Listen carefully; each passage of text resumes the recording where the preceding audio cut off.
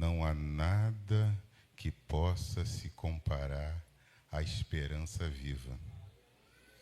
E nós vamos falar hoje aqui dessa esperança viva que precisa alcançar muitas pessoas que vivem sem esperança.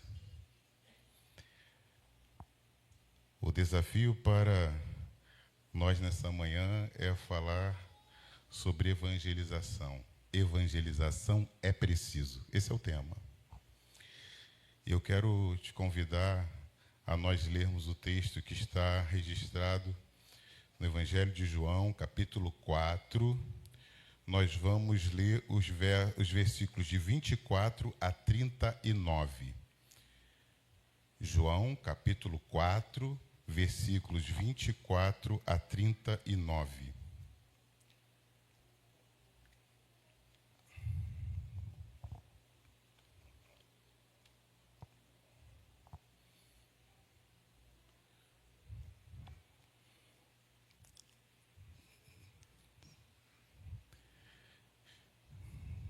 Todos encontraram? Amém. Diz assim a palavra de Deus. Jesus falando à mulher samaritana. Deus é espírito, e importa que os que o adorem em espírito e em verdade. Disse-lhe a mulher: eu sei que o Messias, chamado Cristo, vem. Quando ele vier, nos explicará tudo. Disse-lhe Jesus: eu sou, eu que falo contigo. Nesta altura chegaram os seus discípulos e maravilharam-se de encontrá-lo falando com uma mulher. Mas nenhum deles perguntou: que queres? Ou por que falas com ela? Então, deixando o seu cântaro, a mulher foi à cidade e disse ao povo: vinde, vede um homem que me disse tudo o que tenho feito. Poderia ser este o Cristo? Saíram da cidade e foram ter com ele. Nesse ínterim, os discípulos lhe rogavam: Rabi, come. Mas ele lhes disse: uma comida tenho para comer, que vós não conheceis. Então os discípulos diziam uns aos outros: será que alguém lhe trouxe comida? Jesus lhes disse: a minha comida é fazer a vontade daquele que me enviou e realizar a sua obra. Não dizeis ainda há 4 meses até a ceifa? Eu vos digo: erguei os vossos olhos e vede os campos, já estão brancos para a ceifa. Os ceifeiros recebem desde já o seu salário. Desde já ceifa a colheita para a vida eterna. E assim se regozijam tanto o semeador como o ceifeiro. Pois é verdadeiro o ditado: um é o semeador e outro é o ceifeiro. Eu vos enviei a ceifar onde não trabalhaste. Outros trabalharam e vós entrastes no seu trabalho. Muitos dos samaritanos daquela cidade creram nele por causa do testemunho da mulher. Disse-lhe-me tudo o que tenho feito. Amém? Queridos, o que nós lemos aqui foi um exemplo de uma evangelização, de uma ação evangelizadora com resultados que ecoam até os dias de hoje. Nós estamos lendo aqui uma história que aconteceu há mais de 2000 anos atrás, onde uma mulher que conheceu a Jesus, levou o evangelho, levou a mensagem à sua cidade. E a Bíblia diz que as pessoas da cidade saíram ao encontro de Jesus baseados no testemunho daquela mulher. A evangelização, queridos, é um dever de todo cristão. Jesus confiou essa missão a mim e a você. O evangelista Marcos, no capítulo 16, versículo 15, registra a ordem de Jesus quando ele fala: ide por todo mundo, pregai o evangelho a toda criatura. Nós temos o ministério, nós temos o ofício, nós temos a missão da reconciliação, de levar pessoas a Cristo, de transpor a barreira que foi colocada entre nós e Deus, construída pelo pecado, e nós somos comissionados para levar pessoas além dessa barreira para que elas possam encontrar a Cristo e viver a esperança viva que nós cantamos aqui. Nós cantamos muita coisa que nós não vivemos e nós precisamos ter cuidado com isso. Porque se nós queremos viver essa esperança nos foi dada para que nós também compartilhemos ela com outros. E essa esperança viva, ela precisa fazer parte da nossa vida cotidiana. Essa esperança viva, ela não se manifesta quando nós mobilizamos um grupo e saímos para fazer um evangelismo numa praça, numa cidade ou numa determinada região da cidade. Essa esperança viva precisa estar manifesta na nossa vida cotidiana, onde a gente estiver. Evangelização, queridos, não é um programa, não é uma agenda. Evangelização é um estilo de vida. E precisa ser o nosso estilo de vida. E eu quero trazer alguns aspectos relacionados à evangelização para que nós possamos entender um pouco melhor como é o projeto de Deus para a evangelização desse mundo perdido. E olhando o texto base que nós usamos, a obra da evangelização, ela tem alguns aspectos que precisam estar na nossa vida. E eu quero trazer aqui dentro do estudo 4 aspectos relacionados à evangelização como estilo de vida que nós precisamos atentar na nossa vida cotidiana. Não apenas nas nossas atuações ou na nossa participação nos trabalhos da igreja, mas especialmente fora dessas 4 paredes. E eu quero falar sobre visão, sobre paixão, sobre compromisso e sobre investimento. E nos próximos minutos nós vamos abordar esses 4 aspectos. A obra da evangelização demanda visão. Versículo 35 do texto que nós lemos, diz assim, não dizeis ainda, há 4 meses até a ceifa, eu vos digo, erguei os vossos olhos e vedes os campos. Erguei os vossos olhos e vedes os campos. Nós temos que tomar cuidado para a nossa visão não estar para baixo. Muitos de nós, muitas das vezes, vivemos com os nossos olhos para baixo. E ali embaixo nós vemos o nosso umbigo, as nossas coisas, a nossa vida, nosso interesse, nosso tudo. Mas a ordem de Jesus para aqueles homens naquele dia foi: erguei os vossos olhos e vedes os campos. Os campos estão brancos. Erguei os vossos olhos e vede. Os vossos olhos espirituais precisam estar abertos. As escamas precisam cair. O haja luz de Deus precisa ecoar na nossa vida para que nós possamos ver. O mundo está perdido, queridos. E nós, que temos a esperança viva, erguemos os nossos olhos e o que nós vemos? Talvez em algum momento nós erguemos os nossos olhos e vemos pessoas ao nosso redor, na nossa escola, no nosso trabalho, na nossa comunidade, e a conclusão que nós chegamos é: não tenho nada com isso. Quem quiser que viva a sua vida, se está entregue ao pecado é porque quer. Jesus está aí para todo mundo, está cheio de igreja na cidade. Não, queridos, não foi esse não era essa a resposta que Jesus esperava daqueles discípulos. Erguei os vossos olhos e vedes, os campos estão brancos. Quando para serem colhidos? Existem pessoas que estão esperando só um empurrãozinho para cair na rede dos pescadores de homens. Que esse empurrão não venha do reino das trevas, porque eles também estão pescando. Mas que nós possamos, como pescadores de homens, ser aqueles que erguem os olhos e veem os campos. O pecado é uma realidade concreta e avassaladora. Você não precisa fazer muito esforço para ver que os valores, para ver que o bom senso, para ver que o comportamento de homens, mulheres, jovens, adolescentes, crianças, estão totalmente atravessados com os valores cristãos.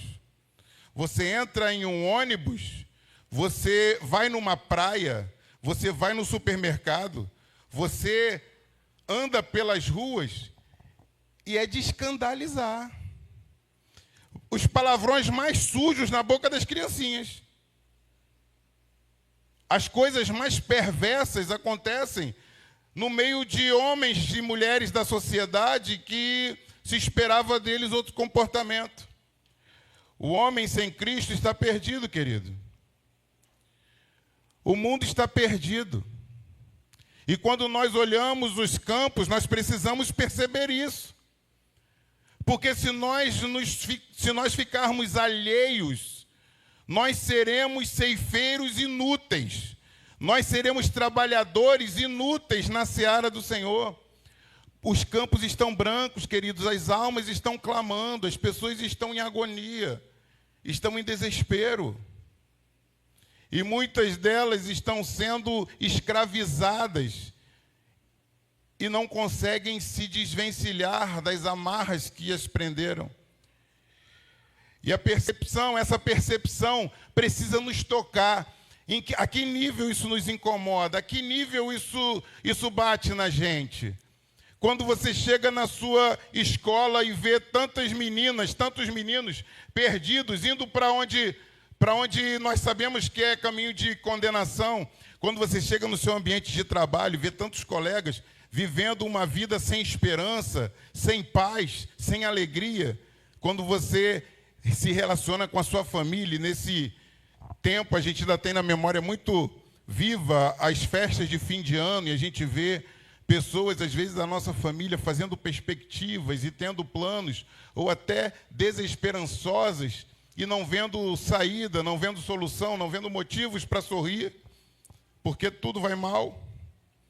Isso te toca, isso mexe com você. Erguei os vossos olhos, os campos estão brancos. Vejam, os campos estão brancos. Os frutos estão maduros, precisando ser colhidos.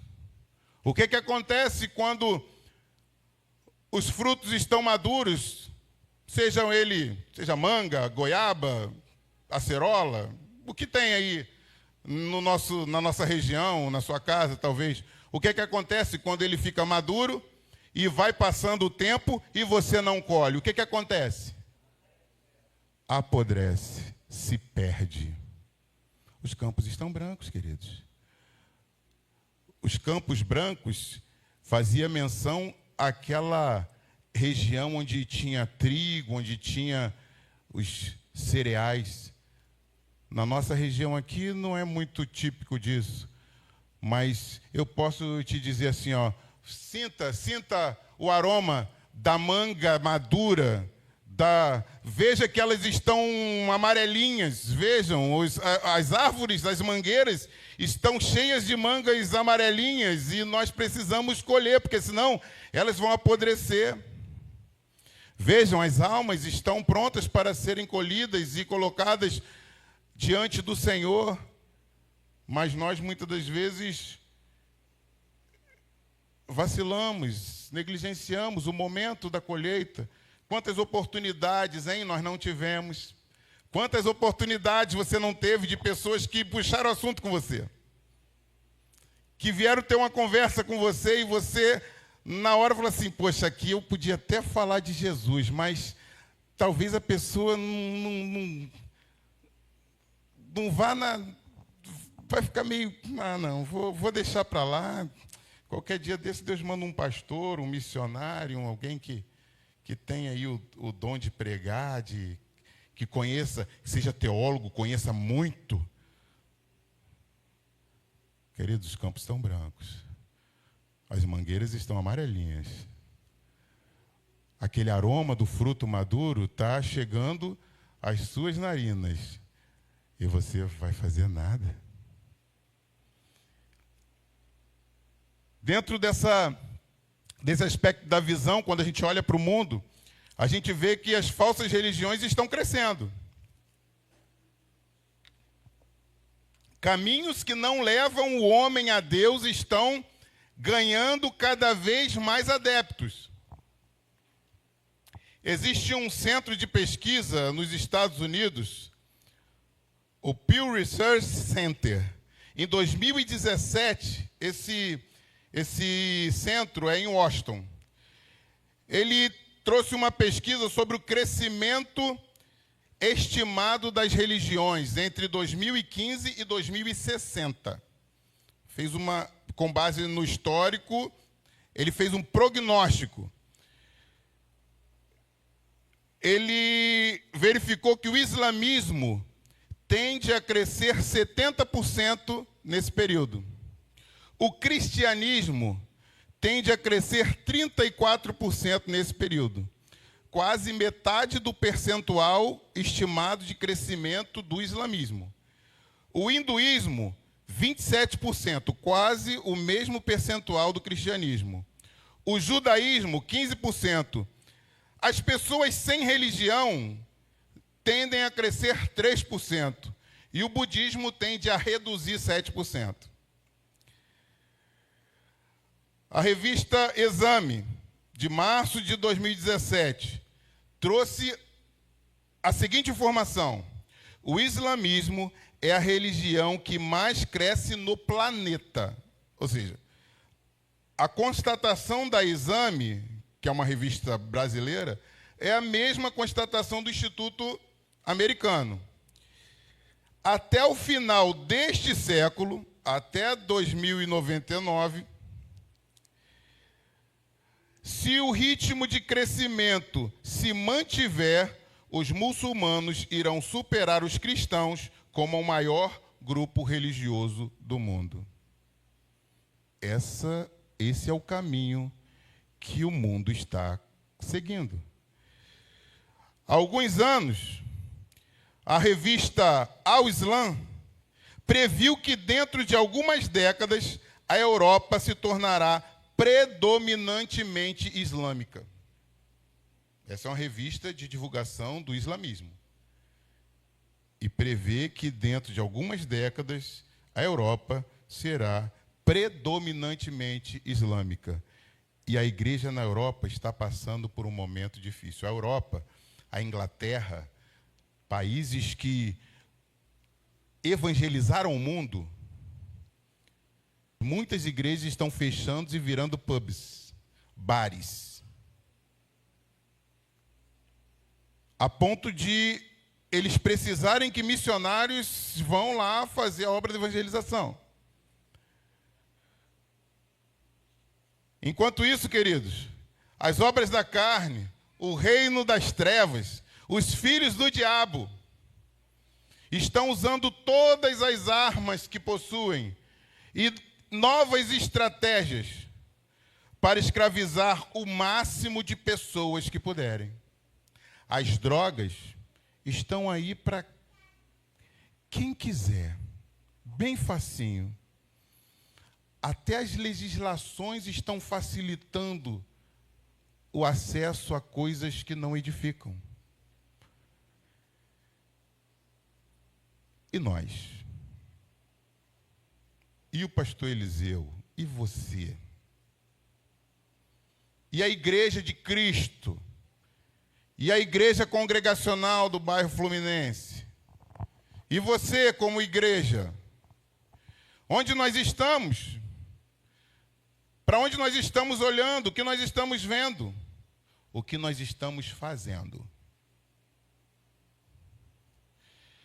Queridos, há no mundo cerca de 2 bilhões de pessoas que não ouviram ainda do Evangelho de Cristo. O mundo tem aproximadamente 7 bilhões de habitantes. 2 bilhões ainda não ouviram falar do Evangelho de Cristo. E muitos dos que ouviram ainda não creram. Essa é a nossa missão. Dentro do aspecto da visão, além de nós sermos chamados a erguer os nossos olhos, nós somos chamados a perceber que o mundo está perdido e as falsas religiões prosperam. Nós precisamos ter em mente que não há salvação fora do Senhor Jesus Cristo. Quando nós olhamos o mundo e vemos talvez até algumas pessoas fazendo caridade, vemos algumas pessoas com engajamento social bacana, interessante, lutando pelo bem da sociedade, nós precisamos entender que algumas pessoas que, mesmo que pareçam virtuosas, só podem ser salvas por meio da pessoa bendita de Jesus Cristo. Isso fica muito claro no texto bíblico. Romanos capítulo 1, versículo 16. O apóstolo Paulo, escrevendo aos irmãos em Roma, diz que o Evangelho é o poder de Deus para a salvação de todo aquele que crê. O Evangelho é o poder de Deus para a salvação. Não são as boas obras que são o poder de Deus para a salvação. Não é o engajamento social que é o poder de Deus para a salvação. Não é uma convivência harmoniosa no seio da sociedade que é o poder de Deus para a salvação. É bem verdade que aqueles que são alcançados pelo poder de Deus para a salvação devem manifestar as boas obras, devem ter um engajamento social salutar que contribua para o bem-estar coletivo. É bem verdade que aqueles que, por meio do Evangelho de Cristo, alcançam a salvação, precisam ser agradáveis no conviver, porque Jesus era agradável. A Bíblia diz que ele crescia em graça e em conhecimento diante de Deus e diante dos... Era agradável. As pessoas gostavam de estar com Jesus. E eu já falei isso algumas vezes, não sei se falei aqui. Se você está achando que ter cara de mal, cara feia, ser ranzinza, não interagir com as pessoas, dá alguma qualificação de santidade para você, você está enganado. Ser santo não significa ser insuportável. Ser santo significa ter o caráter de Cristo desenvolvido em você. Se você é desagradável, querido, muda de vida. Você precisa conhecer a Cristo. Cristo era agradável. Cristo era bom de se conviver, de se conversar, de estar com Ele. Se as pessoas viram para você e falam assim, caramba, tu é super sincerão, hein? Presta atenção, querido, muda de vida. Tu é sincerão, tu não guarda para amanhã. Querido, muda de vida. Sabe o que as pessoas estão dizendo? De forma bem sutil, que tu é insuportável. Então, reavalie o seu viver. Agora, se a pessoa diz assim, cara, eu gosto de estar com você, que você tem sempre uma palavra de ânimo, você tem sempre um sorriso, eu vejo que você passa por dificuldades, mas que você está sempre com bom ânimo, esperando sempre o melhor. A gente conversa com você, a gente sente paz no coração, a gente se alegra. Vem aqui em casa mais vezes, vamos nos encontrar mais vezes. Era assim que Jesus era assim. Esse tipo de gente. Se você é diferente, muda de vida, querido.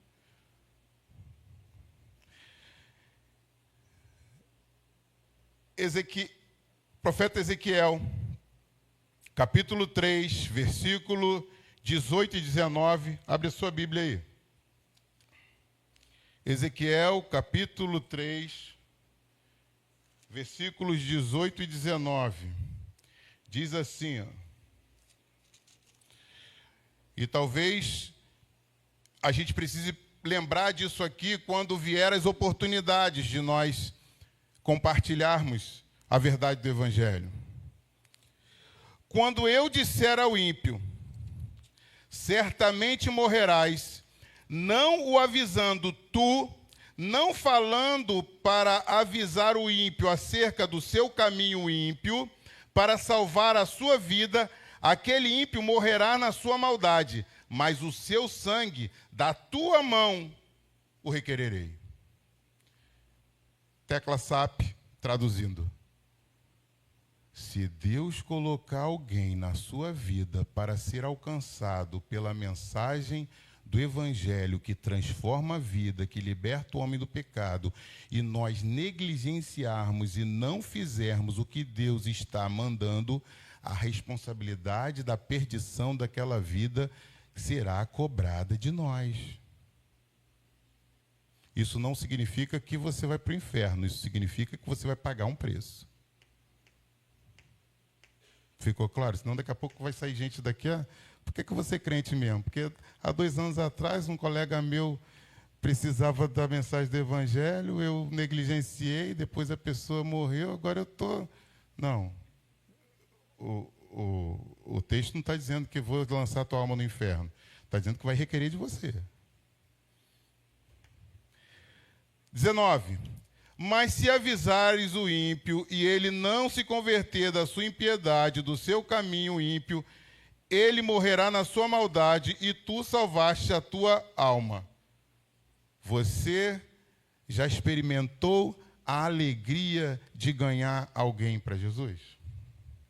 Você já experimentou o gozo, a maravilhosa experiência de levar alguém a Cristo? Existe uma estatística que conta que 5% dos cristãos evangélicos já levaram alguma pessoa a Cristo. 5%. Sabe o que isso significa? Que uma comunidade cristã de 100 pessoas, dentro daquela comunidade, pela estatística, dentro daquela comunidade, em média, 5 pessoas ganharam gente para Cristo ao longo da sua vida. Muito pouco, não é não? E eu? E você? Estamos em que lado dessa estatística? Dos 5% que já tiveram a maravilhosa experiência de levar alguém a Cristo? Ou dos 95% que olham para a sua trajetória cristã e dizem, eu nunca ganhei uma alma para Jesus? A gente precisa pensar nisso, querido.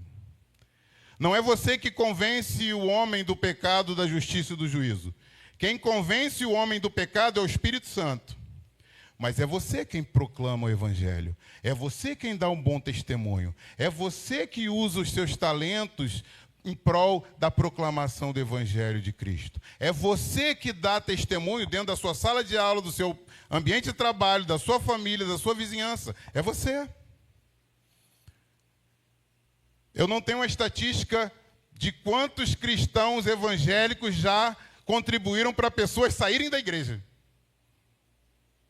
Talvez seja um número até maior do que esses 5%. Ah, queridos, nós não fomos colocados aqui para jogar peixes para fora da rede do Mestre. Nós fomos chamados aqui para pescar almas para Cristo. E nós precisamos cumprir essa missão. E as oportunidades, elas nos vêm, às vezes, em situações corriqueiras da vida. Num bate-papo, numa sala de aula, na feira livre, caminhando na rua, na praia. Coisas simples. Nós precisamos de visão para cumprir a missão da evangelização. Porque evangelização é preciso. Segundo aspecto, a paixão.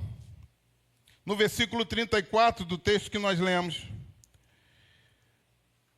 o texto diz: Jesus lhes disse, a minha comida é fazer a vontade daquele que me enviou e realizar a sua obra.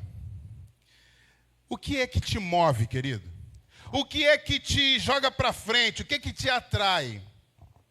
O que faz o seu coração bater mais forte e mais rápido? Sabe, eu já vi muito cristão que quando você olha para ele, você diz assim, misericórdia. Ser crente é isso? Mas quando você vê um cristão com brilho nos olhos, aquele cristão cheio de vida, cheio de vigor, querendo fazer a obra de Deus, exalando o bom perfume de Cristo, com o desejo ardente pelas coisas de Deus, com uma vida que mostra uma paixão por Jesus, pela palavra, pelas coisas de Deus, por experiências com Deus. Isso é bonito demais. Dá vontade de ser assim. E quando o ímpio, e quando o seu colega, e quando a sua colega de escola, de trabalho, o seu parente, o seu vizinho, percebe isso em você, esse é o sentimento oculto que vem nele. Como eu queria ter essa alegria, essa esperança. Como é bonito de ver. Como é bacana de ver que sem a night, sem a bebida, sem as drogas, sem o cigarro, sem a prostituição, sem a corrupção, sem o dinheiro fácil, ganhado de forma ilícita, essa pessoa tem essa vida, essa esperança. Eu vejo um brilho nos olhos, eu vejo uma vida que é a vida que eu queria ter. Isso atrai. Cristão precisa ter o brilho nos olhos, precisa ter o coração em chama, precisa ter o perfume de Cristo exalando nele. Você já viu aquelas pessoas que gostam de perfume? Eu não estou falando que dá duas borrifadinhas, não. Estou falando daquele que gosta mesmo. Que quando passa assim, você diz, rapaz, que perfume é esse? Já viu isso? O perfume de Cristo é assim. Quando você passa, as pessoas percebem. Que cheiro maravilhoso é esse? Pelo amor de Deus, me diz que perfume que você usa que eu adorei. Esse é o bom perfume de Cristo. As pessoas vão perceber o perfume de Cristo em você e vão querer desse perfume. Ser apaixonado. Cristão, ele precisa mostrar essa paixão na sua vida cotidiana. Não é simplesmente quando sobe aqui para louvar, ou para ministrar uma palavra, ou para fazer uma encenação, ou para fazer uma dança, ou para fazer uma homenagem qualquer, ele se dá ao máximo. Mas é exalar essa paixão. Uma pessoa apaixonada, ela perde um pouco as amarras do constrangimento. Mas eu já dei testemunho aqui, eu não vou falar de novo, porque eu já fui vítima de bullying, né, adolescente. Mas esses adolescentes são terríveis. Deixa eu não vou repetir aqui não, porque senão vai reforçar. Uma pessoa apaixonada, ela trata o objeto da sua paixão sem considerar muito que aquilo pode ser alguma coisa que o outro ache jocoso, ache engraçado. Meu benzinho, neném, você já comeu, está lá, o café é lá embaixo. Aí chega para um camarada de 2 metros de altura, aquela mulher cheia de carinho, de 1,50 m. Neném, você já comeu, meu bem? Aí você olha para o neném. Não está muito para neném, não. Mas a paixão, aquele amor, aquele desejo de agradar, de estar junto, de cuidar, derruba algumas amarras do constrangimento. E será que na manifestação da paixão que nós temos por Cristo, nós já conseguimos romper as amarras do constrangimento e chegar lá na nossa turma de escola e falar de Jesus? Enquanto as outras meninas, os outros meninos estão falando do baile, da festinha, da night, do luau, do fim de semana de prostituição que tiveram, de uma porção de coisas que fizeram, será que a gente está livre das amarras e fala assim, meu fim de semana foi maravilhoso, eu fui para a escola bíblica dominical, eu fui para o culto, participei do louvor, senti a presença de Deus, foi lindo, foi lindo, foi lindo. Nós estamos libertos das amarras que nos impedem disso? Será que nós estamos libertos das amarras que nos impedem de quando os nossos colegas de trabalho falam lá dos seus pecados do fim de semana, a gente fala assim, graças a Deus, eu tive um fim de semana na igreja com a minha família, pude desfrutar de momentos de alegria na minha casa, junto com os meus filhos, a minha esposa, foi bênção de Deus. Qualquer dia desse eu vou convidar vocês para almoçar lá em casa, para participar do culto com a gente, mas Deus é muito bom, Deus tem feito isso, aquilo na minha vida, hein? Será? Como Jesus, nós precisamos abrir mão das coisas da vida para fazer a vontade de Deus. A comida do Senhor era fazer a vontade daquele que o enviou e realizar a sua obra. O que ele tinha de precioso, o que ele tinha de valioso, o que ele julgava mais importante era fazer a vontade de Deus. E nós somos apaixonados? Você é apaixonado por Cristo? Você é apaixonado pelo Senhor? Você é apaixonado pelo Evangelho? Hein? Você que sabe. Eu não posso responder por você.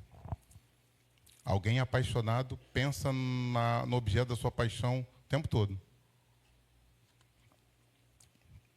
Um marido apaixonado trabalha arduamente para dar o melhor para sua família, para dar uma vida digna e bacana para aquela mulher que foi a menina que ele conheceu e amou e se casou e construiu uma família.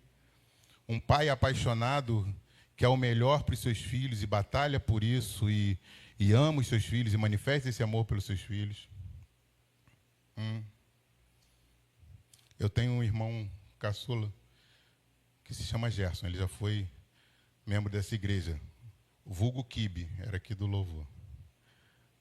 Eu falei para ele que no dia que ele estava aqui, eu esqueci que o apelido dele era Kibe, senão eu ia falar aqui ao vivo.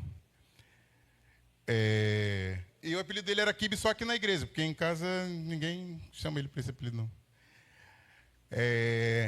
E eu amo muito meu irmão caçulinha. Amo muito a minha irmã Vânia também, que está sempre aqui. E às vezes a gente estava na rua, no Rio de Janeiro, e meu irmão é um negão de 2 metros de altura. Eu agarrava ele, abraçava, ficava beijando. Aí ele, moleque, me larga, moleque. O que vão pensar da gente? Não vão pensar nada, vão pensar que seu irmão mais velho te ama e está te beijando, te abraçando no meio da rua. Normal. Pessoas apaixonadas têm comportamentos apaixonados, querido. Você é apaixonado? Tenha comportamentos que manifestam essa sua paixão. E quer saber, esses comportamentos, eles não são forçados. Esses comportamentos são naturais. É natural. É normal. Quando você vê, você já foi. Já era. Nunca mais, né? Aquilo vai sair do conhecimento popular. Nunca mais. Isso é bonito quando a gente é apaixonado por Cristo. Seja apaixonado. Aqueles que vivem o Evangelho como estilo de vida também manifestam compromisso com o Senhor da Seara. A parte final do versículo 35 e o versículo 38 deixam isso muito claro. Que diz assim, a parte final do versículo 35. Erguei os vossos olhos e vede os campos, já estão brancos para a ceifa. Já estão brancos para a ceifa. Eu vos enviei a ceifar onde não trabalhaste.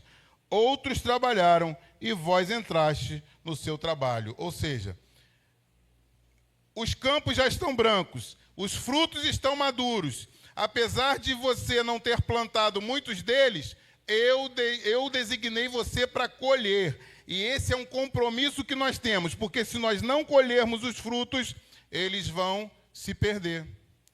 Compromisso. Você está comprometido com evangelização? Vocês já ouviram falar da história do compromisso envolvendo ovos com bacon? Já ouviram falar? Já, né? Já ouviu? Já ouviu? Já ouviu? Não? Quando você vai fazer ovos com bacon, você precisa de ovos e precisa de bacon, basicamente, né? Você pode até incrementar com algum tempero. Mas, se nós pensarmos nos fornecedores dos insumos, você tem a galinha, que oferece os ovos, e você tem o porquinho, que oferece o bacon. A galinha não precisou de sacrifício extremo para contribuir com aquele resultado, porque ela pôs o ovo, continuou vivendo e amanhã vai colocar mais ovos e mais ovos e mais ovos. Mas o porquinho teve que ser sacrificado para oferecer o bacon, né? Ou você já viu algum porquinho aí andando que virou bacon e continua por aí? Não. A galinha, nesse prato ovos com bacon, está envolvida, mas o porquinho está comprometido, porque ele teve que se doar para contribuir com aquele resultado. Nós não estamos aqui para oferecer aquilo que não nos custa nada.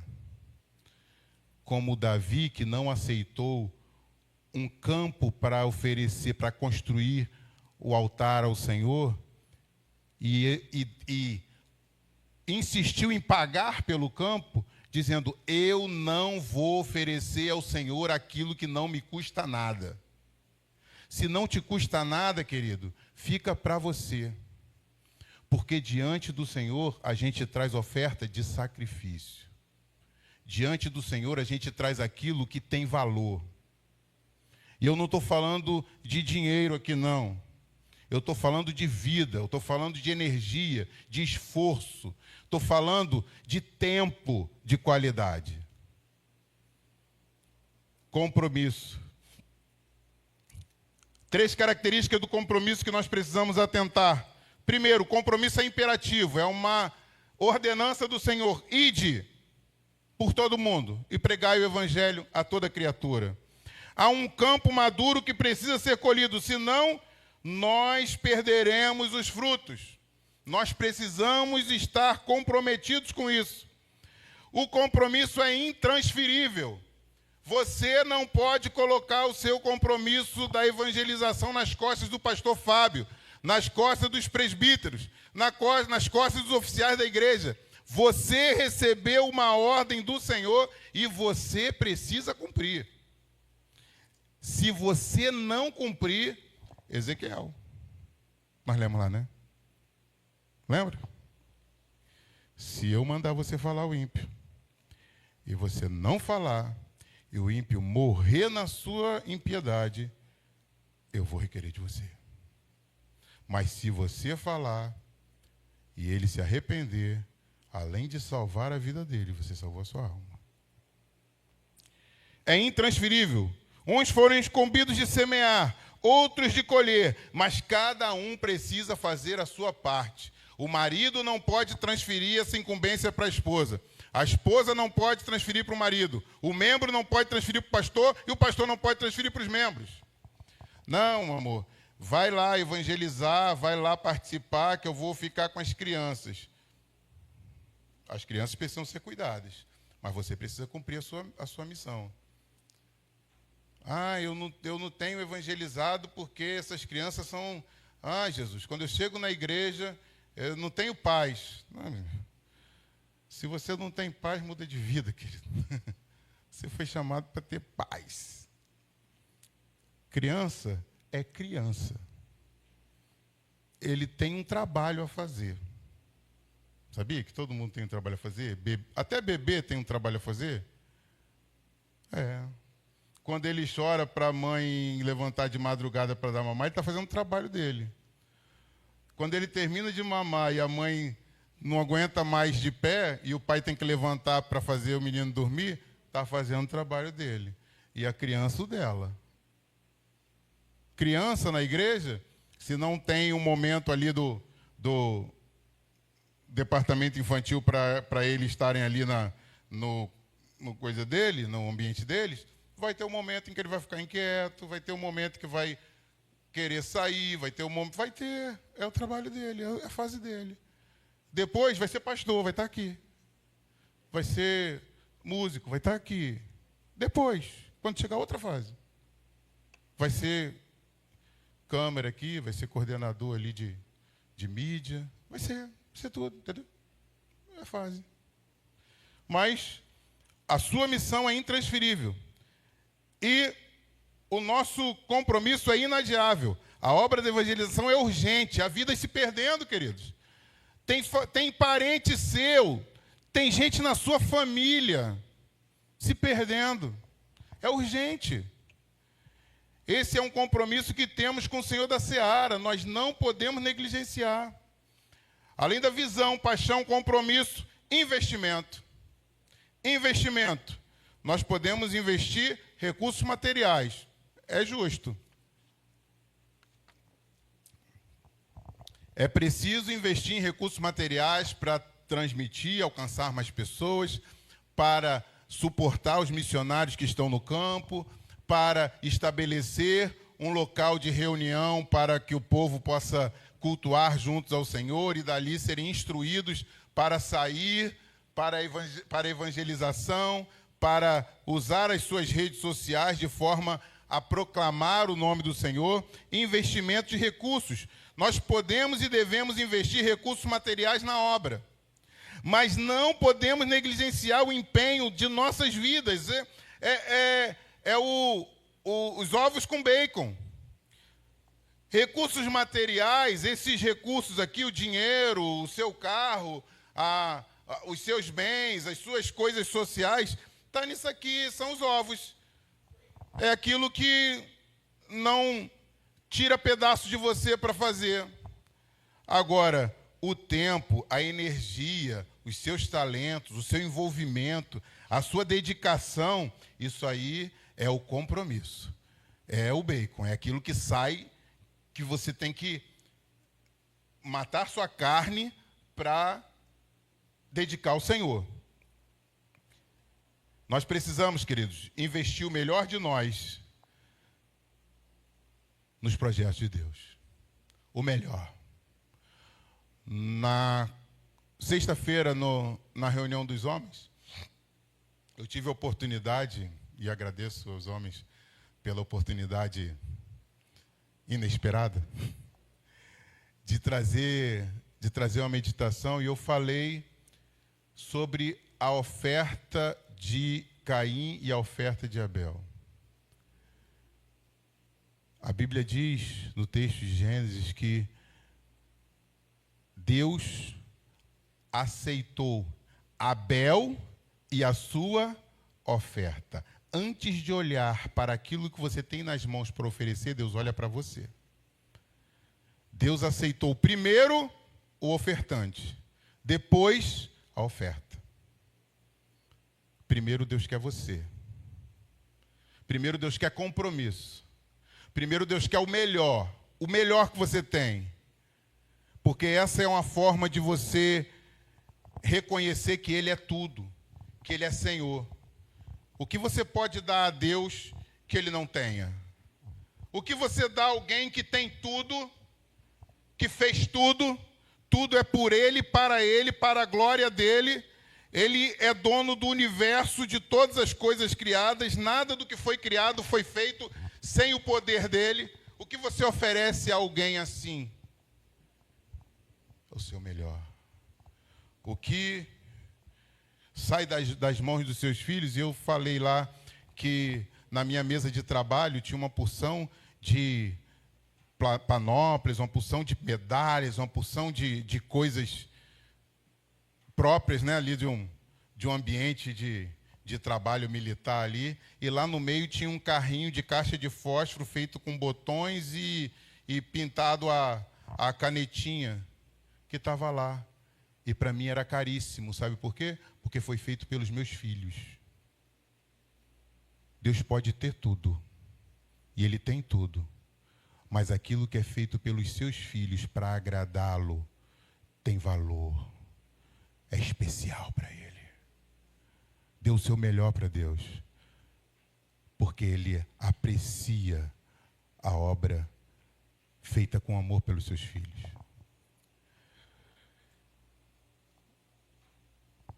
Nós precisamos ter evangelização como estilo de vida, ter visão, ter paixão, ter compromisso, investir, porque nós temos uma missão dada. E já diz o adágio militar que missão dada é missão cumprida.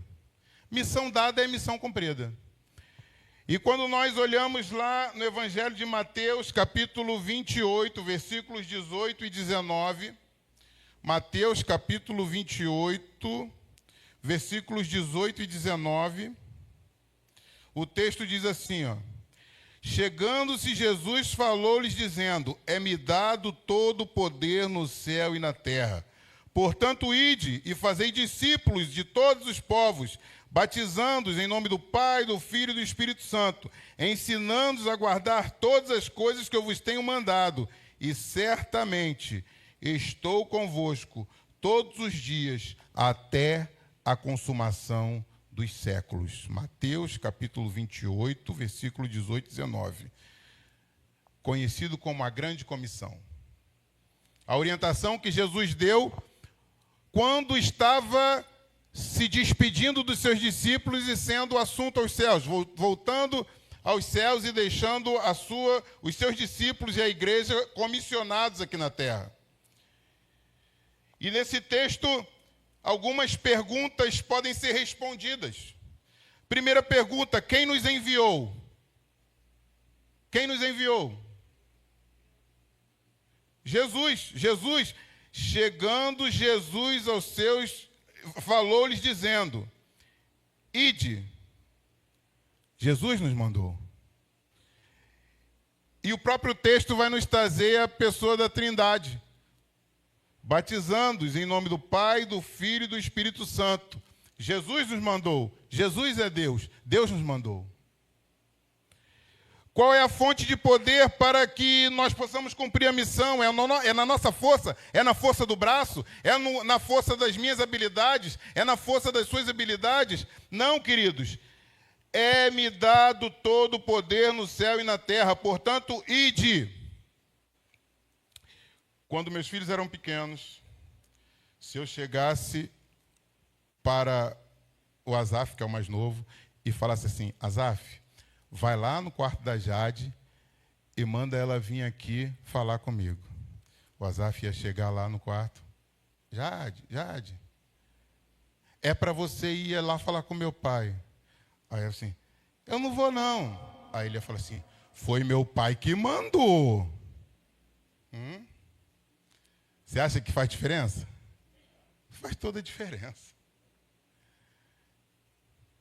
Quem foi que mandou? Qual é a autoridade? A autoridade é a autoridade de Jesus e o poder de Deus que faz com que a sua missão seja ratificada, endossada, assinada embaixo pela autoridade que tem poder para mandar. Tem poder para julgar os vivos e os mortos.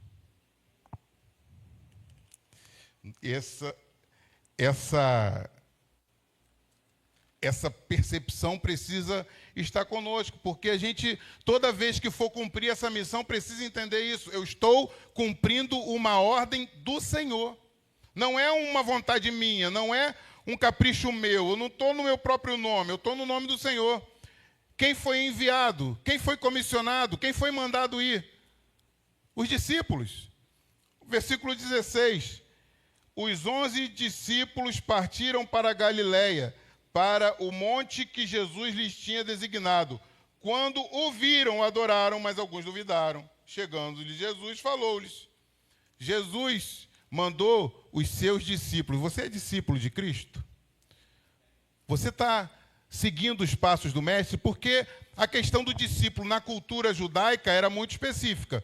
O discípulo, muitas vezes, ele deixava a sua casa para ir viver com o mestre, para aprender enquanto vivia acompanhando o mestre.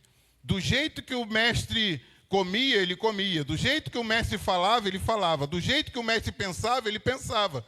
Do jeito que o mestre agia, ele agia. Isso era um discípulo naquela cultura. E os melhores mestres eram concorridíssimos. Famílias ricas queriam que os seus filhos fossem discípulos dos melhores mestres. E nós somos discípulos do mestre dos mestres, Jesus Cristo. Aquele que tem todo o poder, diz o texto que nós lemos. E nós precisamos imitar o mestre. A quem nós fomos enviados, queridos?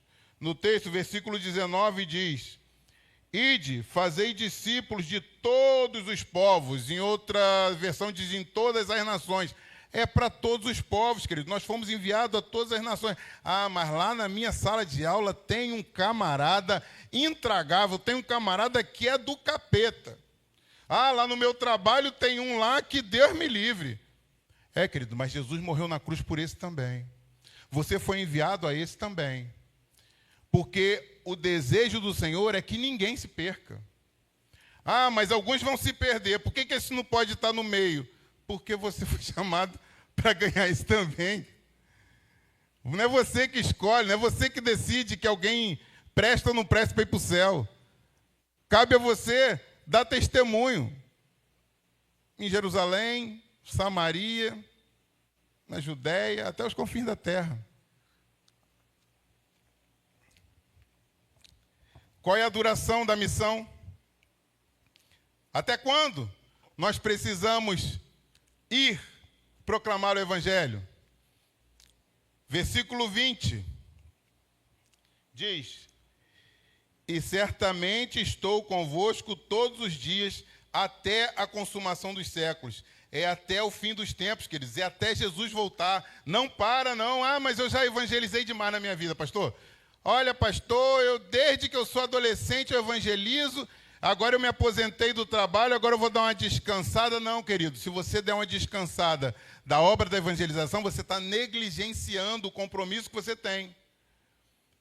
É até Jesus voltar. Então vai evangelizando, querido. Vai vivendo uma vida que proclama o Senhor. Vai proclamando a esperança viva que a igreja desfruta em todos os momentos e que Deus quer trazer a outros.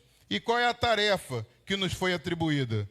E aí eu quero trazer em 4 passos a tarefa que nos foi atribuída no versículo 19 e 20, que diz: Ide, fazei discípulos, batizai e ensinai.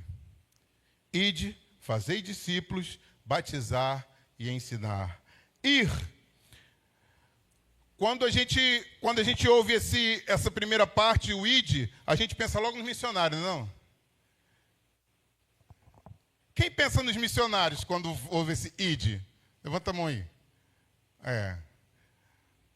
É a nossa tendência a passinho para o lado, né?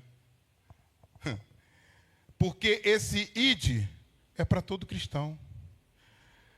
E existe um entendimento teológico de que no grego esse verbo ir está no gerúndio. Se você for pesquisar lá no comentário bíblico expositivo de Warren Wiersbe, você vai ver que ele tem esse entendimento, que não seria simplesmente uma decisão de ir, seria o indo pela vida, indo por toda parte, indo vida fora, indo para a escola, indo para o trabalho, indo para a igreja, indo caminhar na vizinhança, indo para a academia, enquanto você vai ensinando, pregando, batizando, ajudando aqueles que estão nas trevas a alcançar a luz que você tem na sua vida, que é Jesus Cristo, o que transforma vidas. Indo, vivendo, interagindo, comprando, vendendo, estudando, trabalhando, convivendo com a família, convivendo com os amigos, convivendo com os irmãos na igreja, enquanto você vai, enquanto você vive, enquanto você está aqui, queridos. Essa é a ordem do Senhor. Fazei discípulos. Fazer discípulos é ensinar como se vive. Fazer discípulo vai além de ter algumas lições do discipulado para orientar para o batismo. Fazer discípulos é: sejam meus imitadores como eu sou imitador de Cristo. Será que se os meus filhos imitarem a minha forma de viver, no final isso vai resultar em vida eterna para eles?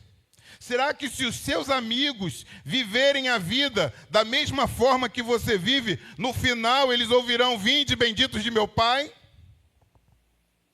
Ou, lamentavelmente, apartai-vos de mim, malditos, para o fogo eterno, preparado para o diabo e seus anjos, porque eu nunca conheci você. Não conheço, não. Vá para o foguinho.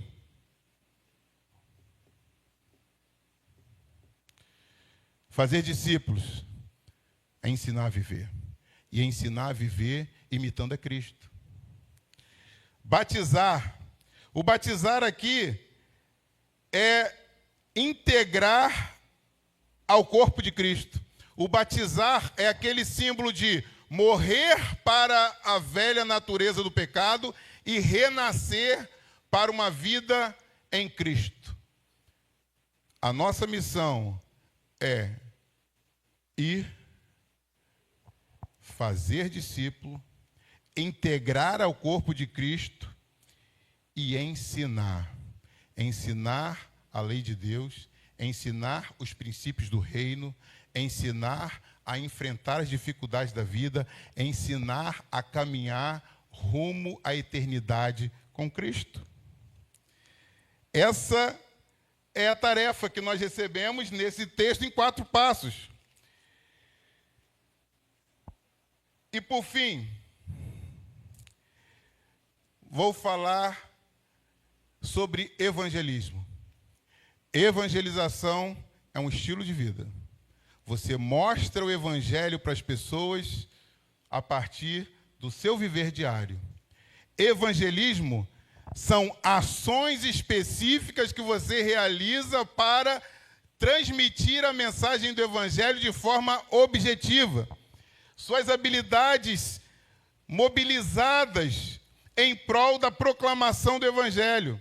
Aí você diz: ah, pastor, mas aí complicou, porque eu sou muito tímido, sabe? Eu sou uma pessoa que não, assim, se me pedir para falar em público, eu acho que até desmaio. Sério mesmo.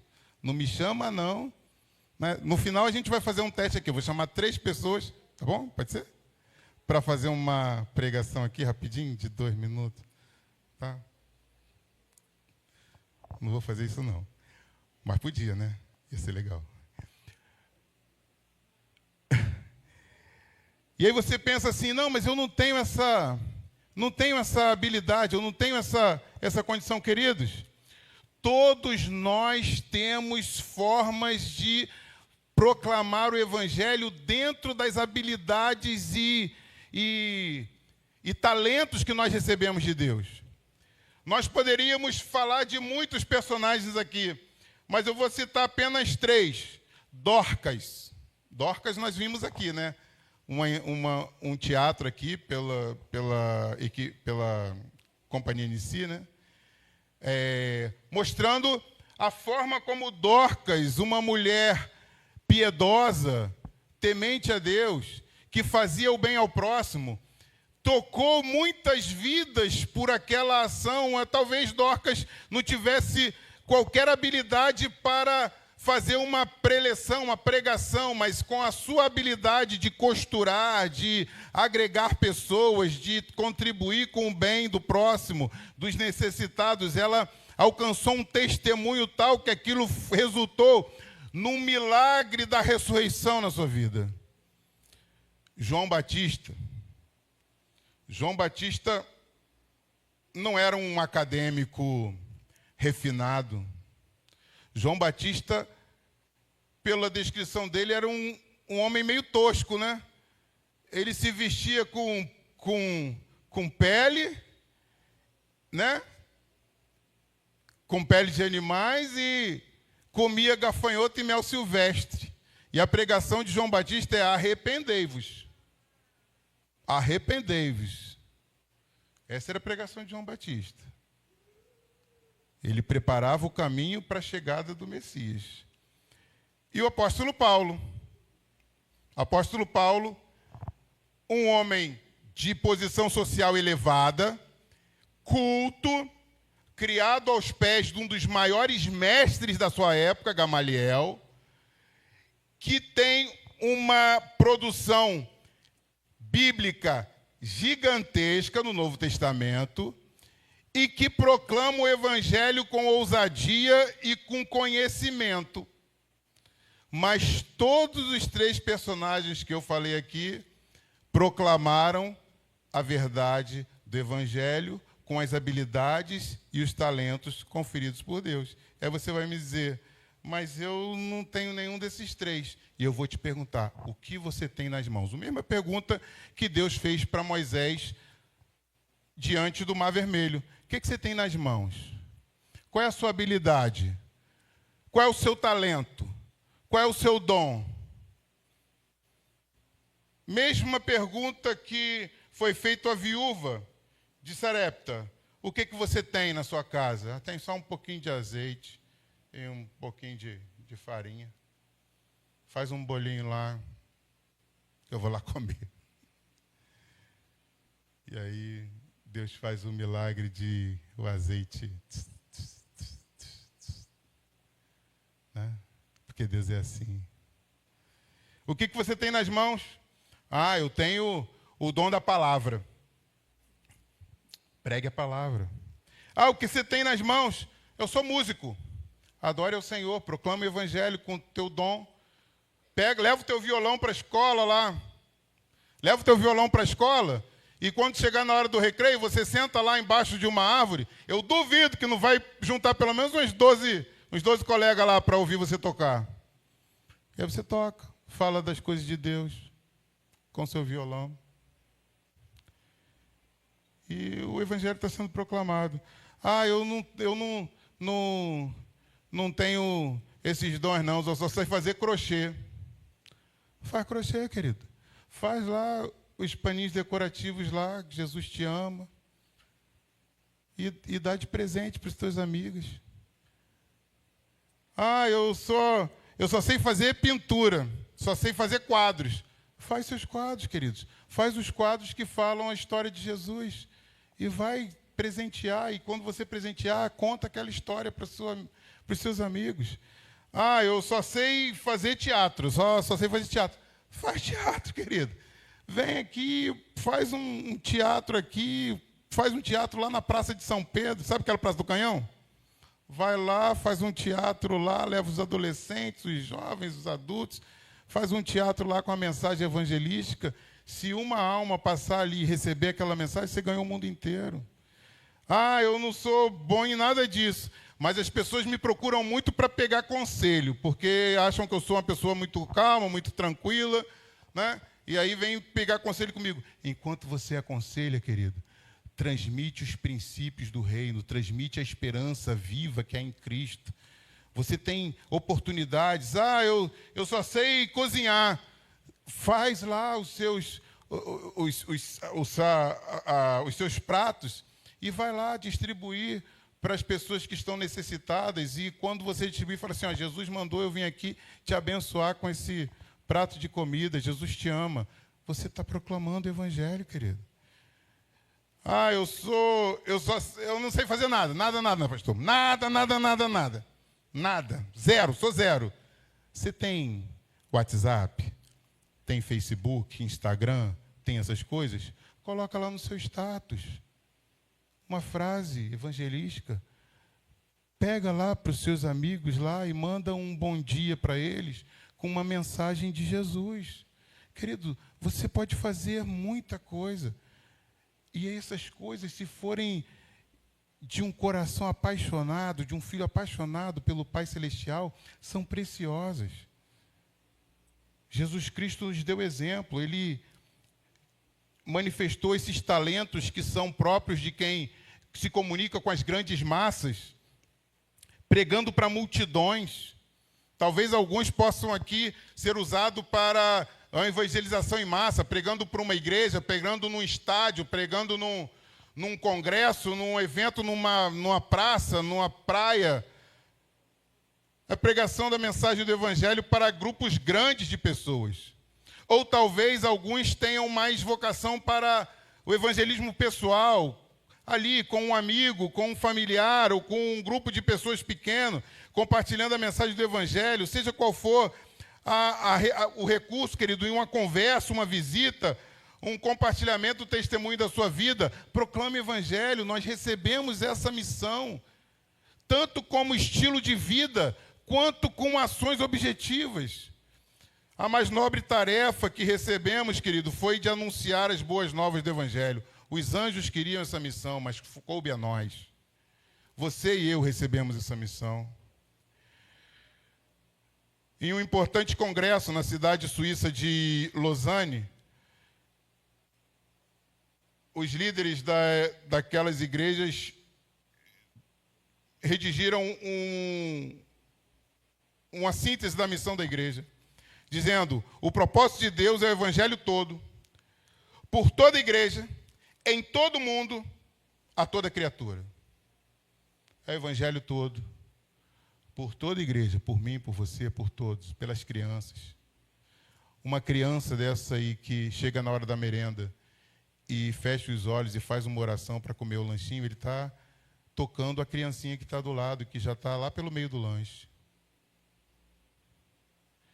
Pastor Hernandes Dias Lopes, e aí eu trago adaptado aqui as palavras do pastor Hernandes, do reverendo Hernandes Dias Lopes. A visão de Deus é o mundo salvo. O método de Deus é a igreja. E o tempo de fazer a obra de Deus é agora. Não deixa para amanhã, querido. Não deixa para depois, porque o tempo é agora. Esse é o tempo que o Senhor nos deu para fazer a proclamação do Evangelho, tanto no nosso estilo de vida, quanto nas nossas ações objetivas. Igreja Congregacional do Bairro Fluminense. Você que está aí nos assistindo. Igreja do Senhor. Qual é o seu estilo de vida? Pensa nisso. Se for necessário, reavalia como você tem vivido. Qual é a sua resposta à grande comissão? Qual é a sua resposta à missão que Deus te conferiu? A missão que te foi dada. Que nós possamos entender que ela é intransferível, inadiável. Que o Senhor possa contar conosco para fazer essa obra maravilhosa da evangelização e salvar a muitos que estão indo em passos largos para o inferno. Feche seus olhos. E nessa hora eu quero te convidar a você refletir como tem sido a sua vida no aspecto da evangelização, porque a evangelização é preciso, é necessária. Como tem sido a sua resposta à grande comissão? Será que as cadeiras vazias no templo mexem com você? Você olha para essa cadeira e pensa assim: poxa, o meu irmão podia estar aqui. O meu amigo podia estar aqui comigo. Tem lugar para ele aqui. Há tanta gente que passou pela minha vida e que eu poderia ter sido instrumento de Deus para tocar aquela vida, podia estar aqui. Coloca diante de Deus nessa manhã a sua disposição em ser instrumento de Deus para a transformação do mundo perdido ao seu redor. Senhor, aqui estão os teus filhos. Aqui está a tua igreja, Senhor, comissionada por ti. chamada para proclamar o teu evangelho, Senhor. Chamada a ter um estilo de vida que seja uma obra de evangelização. Chamados, Senhor, a abrir a boca, a usar os seus talentos, a usar as ferramentas que estão às suas disposições para que o teu evangelho, a tua mensagem, a salvação que há em ti, possa alcançar muitas vidas. Ó Deus, ajuda os teus filhos, Senhor. Ajuda os teus filhos nesse dia em que essa mensagem é colocada diante deles e eles são desafiados a reavaliar o seu estilo de vida e a sua conduta na obra da evangelização. Assim nós te pedimos, Senhor, que o Senhor nos use, que o Senhor nos encontre disponíveis, dispostos a sermos comprometidos com a tua obra. Assim nós abençoamos os teus filhos, em nome de Jesus. Amém.